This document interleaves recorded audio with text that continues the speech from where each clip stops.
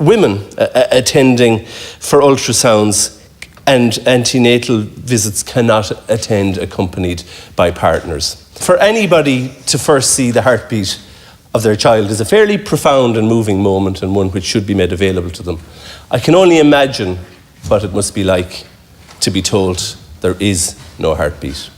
And to have to go through that alone is, in my view, inhumane. I accept that this is a time of a pandemic. I accept restrictions are necessary, but equally, humanity has to prevail.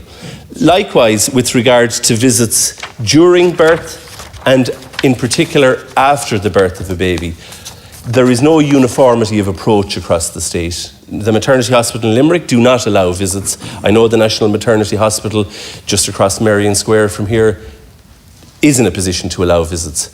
I'd ask that some guidance be provided and a uniformity of approach be adopted across the state in that regard.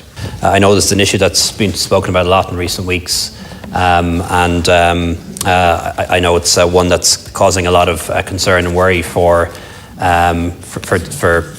expectant mums and also dads in particular who want to be able to be there for those important appointments, for those crucial scans, and it is certainly a really difficult situation that we're in.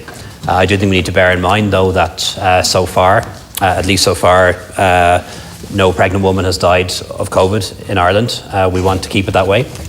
Most women who are pregnant are in very good health, but sometimes in a hospital or on a ward, there can be women who've a complicated high-risk pregnancy with underlying medical conditions.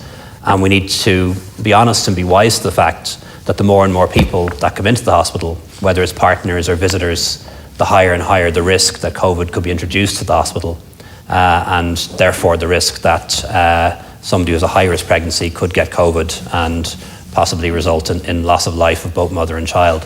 So that is the risk that has to be assessed by the clinical directors and by the masters of the maternity hospitals, and I think we need to respect their decisions when it comes to visiting.